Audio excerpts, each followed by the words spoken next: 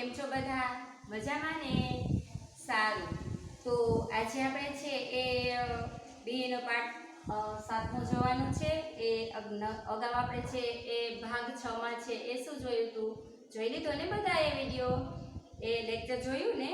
લેક્ચરમાં શું હતું? તો કે સંચાલનના કાર્યોનું વર્ગીકરણ જોયું હતું ને? સંચાલનના કાર્યોનું જુદા જુદા સંચાલન શાસ્ત્રીઓએ જે વર્ગીકરણ કરેલું હતું તે આપણે નેક્સ્ટ લેક્ચરમાં જોયું હતું. આના અગાઉ આપણે જે લેક્ચર જોયું એમાં આપણે એ જોયું હતું. કયા કયા કાર્યો હતા સંચાલનના?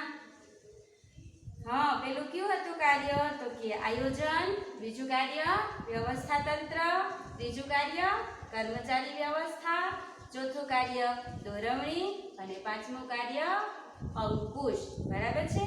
તો આ જે કાર્ય છે એને આધારે છે જુદા જુદા સંચાલન શાસ્ત્રીઓએ જુદી જુદી રીતે પોતાનું વર્ગીકરણ કરેલું હતું અને એમાંથી આપણે છે એ 5 કાર્યોને છે એ માત્ર અર્થ છે એના આપણે જોયા હતા. બરાબર છે? હવે એના પછીનો જે મુદ્દો છે એ છે સંકલનનો. એ સંકલન શું છે? શા માટે જરૂરી છે સંકલન? કોને કહીએ છીએ આપણે સંકલન? તો સંકલન છે એ આમ જોતા જોઈએ આપણે તો કે આયોજનથી માંડીને અંકુશ સુધી સંકલન આવશ્યક છે. સંકલન છે એ આયોજનથી લઈ અને અંકુશ સુધી એટલે કે સંચાલનના દરેક કાર્યોમાં વિવિધ કાર્યોમાં સંકલન હોવું જરૂરી છે. હવે તો કે સંકલનથી એકમનું કોઈ કાર્ય રહી જતું નથી કે બેવડાતું નથી. હવે મિત્રો જ્યારે છે આપણે એકબીજા વ્યક્તિઓ સાથે હળી મળીને સાથ સહકારથી કરતા હોય તો એકબીજાની માહિતીને આપણે કરતા હોય ને એ છે સંકલન. કે એનાથી આપણે તો કે કોઈ કામ કર્યું છે કે નથી કર્યું અથવા તો એ રહી ગયું છે તો એ માહિતી આપણે મળી જાય છે. શેના આધારે? તો કે સંકલનથી. એટલે કે સંકલનમાં તો કે સહકાર જરૂરી છે. વિવિધ વિભાગમાં કામ કરતા કર્મચારીઓ છે એ વચ્ચે તો કે સંકલન જરૂરી છે. સંકલનથી એકેય કાર્ય રહી જતું નથી અથવા તો બેવડાતું નથી. બેવડાવવું એટલે કે એકને એક કાર્ય છે બીજી વાર થવું, તો એ થતું નથી. સંકલન જ્યારે આપણે એનો સ્વીકાર કરીએ છીએ, સંકલનનો આપણે ઉપયોગ કરીએ છીએ ત્યારે આપણે સારામાં સારી રીતે છે કાર્યને પાર પાડી શકીએ છીએ. હવે તો સંકલન આપણે કોને કહીએ છીએ તો એનો અર્થ જોઈએ. સંકલનનો અર્થ ધંધાકીય એકમના જુદા જુદા વિભાગોમાં કર્મચારીઓ દ્વારા જુદા જુદા જે કાર્ય થાય એ તેમની વચ્ચે એક સૂત્રતા કે સુમેળ સાધવાના કાર્યને સંકલન કહે છે. હવે સંકલન એ શું છે? તો કે જે ધંધાકીય એકમ છે, જે આપણો ધંધો કરીએ છીએ કે કંપની છે, ઉદ્યોગ છે, તો એ ધંધાકીય એકમમાં જે જુદા જુદા વિભાગો હોય છે ને જુદા જુદા વિભાગો આપણે જોયા હતા ને સંચાલનની સપાટીમાં. ઉત્પાદનને લગતો વિભાગ હોય કે ખરીદીને લગતો વિભાગ હોય કે વેચાણને લગતો વિભાગ હોય કે પછી નાણાંને લગતો વિભાગ હોય, તો એ જુદા જુદા વિભાગોમાં કર્મચારીઓ દ્વારા જુદા જુદા જે કાર્ય થાય છે, જુદા જુદા કર્મચારીઓ હશે તો કાર્યો પણ કેવા કરતા હશે તો કે જુદા જુદા કાર્ય થાય છે. તેમની વચ્ચે શું થવું? તો કે એક સૂત્રતા કે સુમેળ સાધવાના કાર્યને સંકલન કહે છે. જે કાર્ય છે, જે કર્મચારીઓ છે એ કર્મચારીઓ દરેક વચ્ચે એક સૂત્રતા હોવી, દરેકને દરેક બાબતની માહિતી હોવી, સહકારથી કામ કરવું, એ છે સંકલન છે. એ સ્થાપવાનો જે પ્રયાસ છે એ બધા વચ્ચે જે સુમેળ સાધવામાં આવે છે તેને આપણે સંકલન તરીકે ઓળખીએ છીએ. એટલે સંકલન વગર છે એ કોઈ પણ ધ્યેય શક્ય નથી. સંકલનથી જ આપણો હેતુ સિદ્ધ કરી શકાય છે. બરાબર? હવે તો કે એને આપણે ઓળખવા માટે, એને આપણે સમજવા માટે મહત્વના છે એની લાક્ષણિકતાઓ.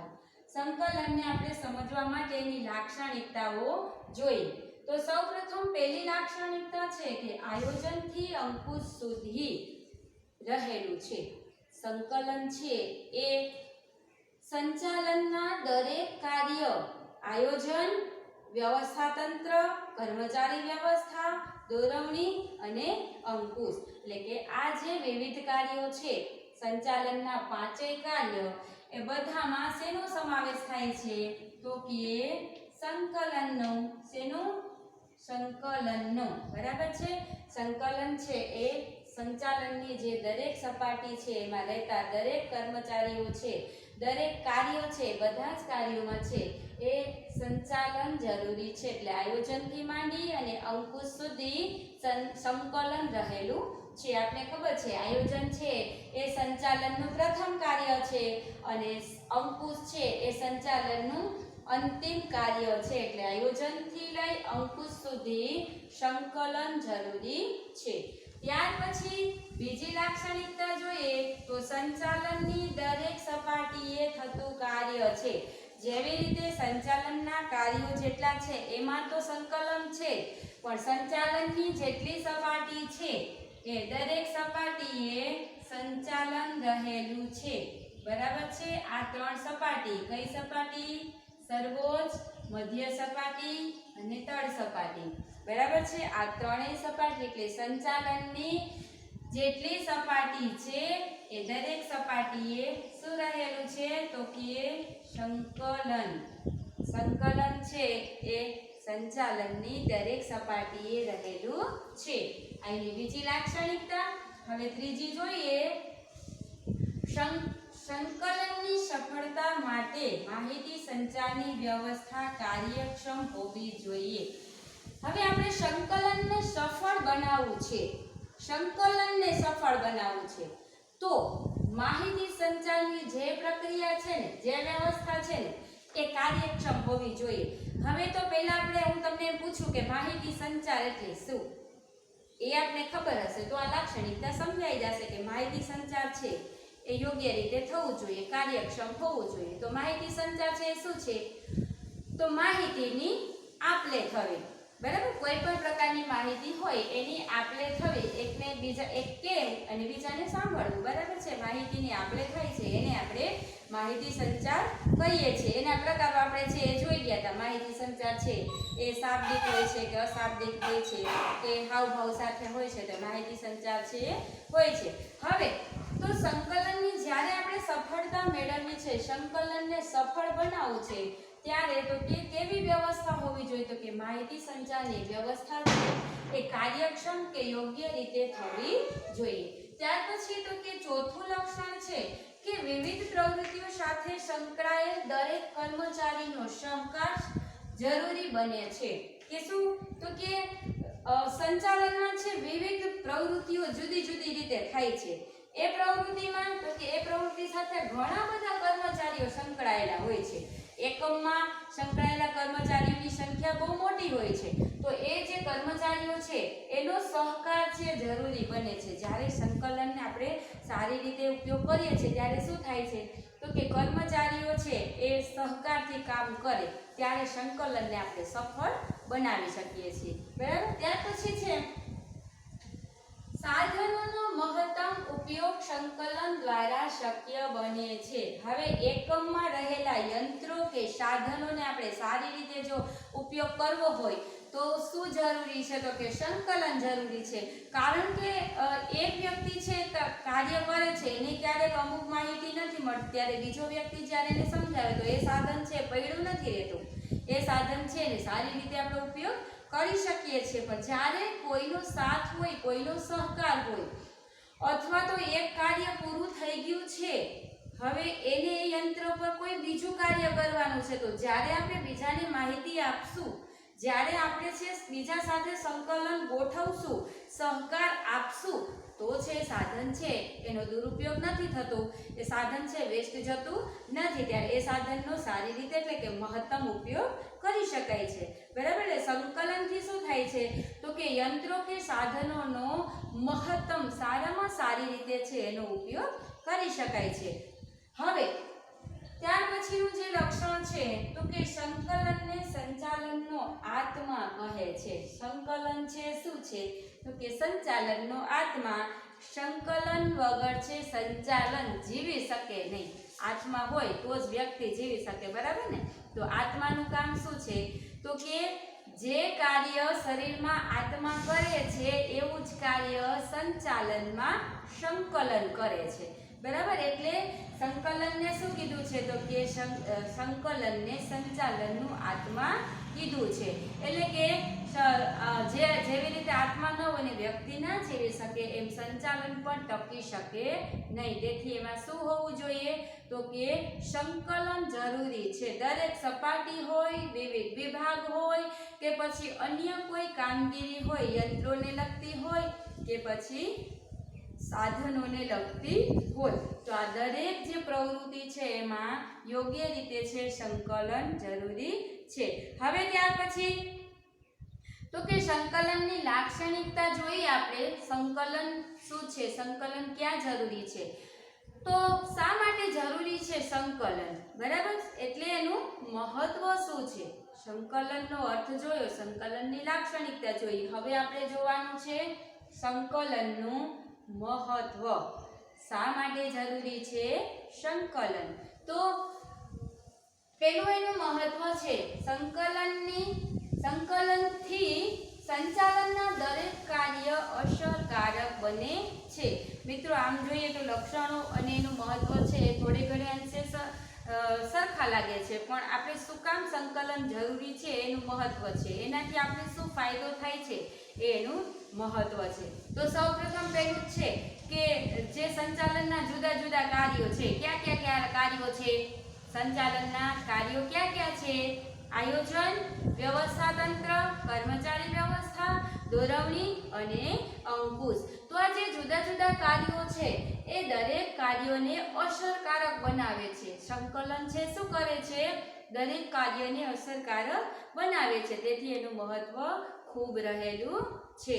ત્યાર પછી છે તો કે બીજું મહત્વ, એકમના બધા કાર્યો સરળતાથી કરી શકાય છે. જે આપણો એકમ ચાલે છે એના જુદા જુદા વિભાગના જુદા જુદા કાર્યો હોય, તો એ દરેક કાર્યને આપણે સારી રીતે ક્યારે કરી શકીએ? તો માની લ્યો મિત્રો કે આજે આપણે છે એ એક કાર્ય કરવાનું છે, કોઈ વસ્તુનું આયોજન કરવું છે. હવે આયોજન કરી લીધા પછી તો કે જ્યારે આપણે વ્યવસ્થા ગોઠવી છે તો અન્ય વ્યક્તિની જરૂર પડશે ને, તો ત્યારે શું થશે? તો કે એના સહકારની જરૂર પડશે. હવે જો એ સહકાર નથી આપતો તો આપણે વ્યવસ્થા ગોઠવી શકશું? હવે વ્યવસ્થા ગોઠવાઈ જાય છે માની લો, તો ત્યાર પછી છે આપણે કામની શરૂઆત કરવી છે, તો કામની શરૂઆત માટે પણ અન્ય કર્મચારીઓની જરૂર પડે છે. હવે એનો સહકાર નથી, સાથ નથી, પરસ્પર સુમેળ નથી, તો એ કાર્ય સરળતાથી કરી શકાશે? તો કે નહીં. તો દરેક કાર્ય છે, જે એકમના જેટલા કાર્ય છે એને સરળતાથી કરવા માટે છે સંકલન આપણે ખૂબ ઉપયોગી થાય છે. સંકલનથી છે આપણે દરેક કાર્યો સારી રીતે કરી શકીએ છીએ. તેથી સંકલન છે એ મહત્વનું રહેલું છે. ત્યાર પછી છે તો કે એકમનું કોઈ કામ રહી જતું નથી કે બેવડાતું નથી. જેમ આપણે લક્ષણમાં જોયું, એની વ્યાખ્યામાં જોયું, તો એમાં શું છે? તો કે એકમનું દરેક કામ છે ને એ થઈ જાય છે. મતલબ કે એકેય કામ રહી જતું નથી. જ્યારે મેં કેટલા કામ કર્યા એ મને ખબર છે, પેલા એ બીજાએ કેટલા કામ કર્યા એને ખબર છે. હવે જ્યારે એકબીજા માહિતીની આપ-લે કરશે ત્યારે આપને ખબર પડશે કે મેં આ કરી લીધું છે, તારે એ નથી કરવાનું, અથવા તો તે કરી લીધું છે તો મારે નથી કરવાનું, બરાબર ને? એટલે દરેક કામ, અથવા તો આ કામ તો કર્યું જ નથી એટલે રહી નહીં જાય, એટલે શું થશે? તો એ કામ થઈ જશે, બરાબર છે? તો એ માટે શું થાય? જો પરસ્પર સાથ સહકાર હોય તો એ કામ સરળતાથી થઈ શકે ને. એટલે તો કે દરેક કામ છે એ થઈ જાય છે, એનો મતલબ કે એકેય કામ રહી જતું નથી, અથવા તો એ કામ થઈ ગયા છે એની માહિતી એને છે એટલે એને એ કામ ફરીથી થતું નથી. એનો મતલબ શું થયો? તો કે એ કામ બેવડાતું નથી. બેવડાવું એટલે એને કામ બીજી વાર ન થવું, બરાબર? બીજી વાર થાય છે તો એ બેવડાય છે. પણ આપણે જ્યારે પરસ્પર સહકાર છે, સુમેળ છે, એક સૂત્રતા છે, એક સૂત્રમાં છે એ આપણે બંધાયેલા છે. આમ જોઈએ આપણે તો એ સાંકળ છે બંધાયેલી છે. આ માહિતી આને ખબર છે, આ માહિતી આને ખબર છે, આ માહિતી આને ખબર છે. તો એને આધારે શું થશે? તો કે દરેક માહિતી દરેકને ખબર હશે, બરાબર છે? કોઈ માલ છે એનું ઉત્પાદન થઈ ગયું છે. હવે માની લો ઉત્પાદન થઈ ગયું છે, એ વેચાણ કરતાને એનો ખ્યાલ જ નથી, તો એ કેવી રીતે વેચાણ કરશે? જ્યારે બંને વચ્ચે સહકાર હશે તો પેલો માહિતી બીજાને આપશે, એટલે કે ઉત્પાદનને લગતો અધિકારી માહિતી કોને આપશે? તો કે વેચાણવાળા અધિકારીને, ને વેચાણ અધિકારી છે કોને આપશે? તો એના પછી છે નાણાકીય અધિકારીને, બરાબર. પણ ક્યારે? એકબીજા બોલતા હશે, સાથ આપતા હશે, સહકારથી કામ કરતા હશે, ત્યારે માહિતી મળશે ને, ત્યારે ખબર પડશે. એટલે એક સૂત્રતા જળવાય છે ત્યારે છે શું થાય છે? તો કે ત્યારે છે એ જુદી જુદી રીતે છે બધા કાર્ય છે થઈ જતા હોય છે, બરાબર છે. એટલે કે તેમાં એક સૂત્રતા જળવાઈ રહે છે. ત્યાર પછી તો શું કામ જરૂરી છે સંકલન? તો એકમના જુદા જુદા વિભાગોમાં સંવાદિતતા જળવાઈ રહે છે, તેથી એનું મહત્વ છે. જુદા જુદા વિભાગો, ક્યાં ક્યાં વિભાગો હોય? મધ્ય સપાટી આપણે જોઈ ગયા હતા, વેચાણને લગતો હોય, નાણાંને લગતો હોય, કર્મચારી વ્યવસ્થાને લગતો વિભાગ હોય, કે પછી અન્ય યંત્રોને, સાધનોને, કે પછી જુદી જુદી રીતે ઘણા બધા વિભાગો હોય છે. તો એ વિભાગો જે છે એની સંવાદિતા, એકબીજા સહકારથી, એકબીજા યોગ્ય માર્ગદર્શન આપવાથી, યોગ્ય માર્ગદર્શન લેવાથી કાર્ય કરે છે. એટલે સંવાદ છે એ યોગ્ય રીતે જળવાઈ રહે છે. જો સહકાર હશે તો એ એકમમાં છે ઝઘડા થવાનું પ્રમાણ છે શું થાય છે? તો કે ઓછું થાય છે, બરાબર ને. એટલે યોગ્ય રીતે સંવાદિતતા જળવાઈ રહે છે. માહિતી યોગ્ય બધા પાસે હોવાથી, સાથ સહકાર હોય તો છે એ સંવાદિતાનું પ્રમાણ જળવાઈ રહે. તેથી પણ સંકલન જરૂરી છે. હવે ત્યાર પછી છે છઠ્ઠું મહત્વ, વિવિધ વિભાગોના કાર્યને તેના ક્રમ અને સમય વચ્ચે સમતુલા જાળવવાનું કાર્ય શક્ય બને છે. હવે સંકલનથી શું થાય છે મિત્રો? તો કે જુદા જુદા વિભાગોના જુદા જુદા કાર્ય હોય છે. તો એવું બની શકે કે એકને એક કાર્ય છે એક જ સમયે થાય તો સમતુલા જળવાય નહીં. હવે મારે પણ 5 વાગે કરવું છે, બીજો કર્મચારી છે એને એ કાર્ય 5 વાગે કરવું છે એક સાધન ઉપર, ત્યારે છે એ કાર્ય થઈ શકે નહીં. પણ જો એકબીજા સંકલનથી કામ કરતા હોય કે હું 4 વાગે કરીશ તો 5 વાગે કરજે, તો શું થશે? તો એ બંને કાર્ય વચ્ચેની જે સમતુલા છે એ જળવાઈ રહેશે અને એનો ક્રમ જે છે, જે ઉતરતો ક્રમ હોય કે ચડતો ક્રમ, અથવા તો પહેલા ક્રમ, બીજા ક્રમ, ત્રીજા ક્રમમાં જે કાર્ય કરવાનું છે એ કાર્ય સરળતાથી થઈ જશે, બરાબર છે. કે પહેલા છે સૌપ્રથમ તો એકમમાં ઉત્પાદનની પ્રક્રિયા થશે, ત્યાર પછી તો કે વેચાણની પ્રક્રિયા થશે, વેચાણ પછી તો કે યોગ્ય રીતે છે ને બજારમાં લઈ જવાની પ્રક્રિયા થશે, બરાબર છે. હવે બજારમાં લઈ જવાનું છે, સમય આવી ગયો છતાં ઉત્પાદન થયું નથી, છતાં એના વેચાણ અધિકારીને ખબર નથી, તો બંને કામ વચ્ચેની સમતુલા જળવાશે નહીં. એટલે એ માટે શું જરૂરી છે? તો કે સંકલન જરૂરી છે. સંકલનથી છે એ કાર્યનો ક્રમ કે એ બંને કાર્ય વચ્ચેનો જે સમય છે, જે સમતુલા છે એ જળવાઈ રહે છે. ત્યાર પછી છે તો કે છઠ્ઠું મહત્વ, એકમના નક્કી કરેલા હેતુઓને સિદ્ધ કરી શકાય છે. હવે જ્યારે સંકલન હોય તો એકમના જે ધ્યેય છે, એકમનો જે ઉદ્દેશ્ય છે એને સિદ્ધ કરી શકાય. એકમને છે આપણે નફા તરફ લઈ જવો છે, કે આપણે એકમનો વિસ્તાર કરવો છે, અથવા તો આપણે 1 વર્ષમાં છે આટલો અંદાજ પૂરો કરવો છે, તો એ ક્યારે આપણે પૂરું કરી શકીએ? તો કે જ્યારે એ એકમમાં યોગ્ય રીતે સહકાર હોય તો. એટલે સહકારથી છે એ એકમનો ઉદ્દેશ્ય કે ધ્યેયને છે એ આપણે સિદ્ધ કરી શકીએ છીએ. જો સારી રીતે દરેક કામ છે એ યોગ્ય ક્રમમાં થતા હોય, યોગ્ય સમય આધારિત થતા હોય, તો આપણે નક્કી કરેલ જે ધ્યેય છે, એટલે કે માની લો 1 વર્ષમાં આપણો આટલો અંદાજ પૂરો કરવાનો છે, તો એ અંદાજ થઈ શકશે, બરાબર ને. એ સારી એવી જો સંકલનની માહિતી હોય, સારો એવો સંકલનનો ઉપયોગ થતો હોય, તો એકમના દરેક ધ્યેય છે, દરેક ઉદ્દેશ્ય છે એને આપણે સિદ્ધ કરી શકીએ છીએ. તેથી જ દરેક એકમમાં સંકલન જરૂરી છે. હવે આ હતા સંકલનનું મહત્વ, બરાબર. કે સંકલનનું મહત્વ કેટલું હતું? તો કે 6 મુદ્દા જોઈએ આપણે. પહેલું છે તો કે અસરકારક બનાવે છે, ત્યાર પછી તો કે સરળતાથી થઈ શકે છે દરેક કામ, ત્યાર પછી તો કે કોઈ કામ રહી જતું નથી કે બેવડાતું નથી, ત્યાર પછી તો કે જુદા જુદા વિભાગો વચ્ચે સંવાદિતતા જળવાઈ રહે છે, અને ત્યાર પછી આપણે 5મું કાર્ય એનું મહત્વ જોયું. તો કે જે એકબીજા જે કાર્યો થાય છે બંને વચ્ચેનો જે ક્રમ હોય કે સમય હોય કે સમતુલા હોય તો એ જળવાઈ રહે છે. અને ત્યાર પછી છઠ્ઠું આપણે જે એનો હેતુ છે જોયો તો એ કેવો છે તો કે દરેક હેતુને આપણે સિદ્ધ કરવા માટે સંકલન અનિવાર્ય છે. સંકલનથી આપણે કોઈ પણ હેતુને સિદ્ધ કરી શકાય છે. તો આ છે એનું મહત્વ હતું. હવે એના પહેલા આગળ જોઈએ આપણે તો શું કર્યું, આગળ છે એની લાક્ષણિકતા જોઈ. કેટલી લાક્ષણિકતા છે તો કે 6. બરાબર. પહેલી કઈ લાક્ષણિકતા છે તો આયોજનથી માંડી અને અંકુશ સુધી સંકલન રહેલું છે. ત્યાર પછી તો કે એમાં શું જરૂરી છે વધારે તો કે માહિતી સંચાર છે, યોગ્ય રીતે વ્યવસ્થા હોવી જોઈએ. ત્યાર પછી તો કે વિવિધ પ્રવૃત્તિઓ છે એ સંકળાયેલા કર્મચારીઓ છે એ અસરકારક રીતે સહકાર આપે, સહકારથી કાર્ય કરે.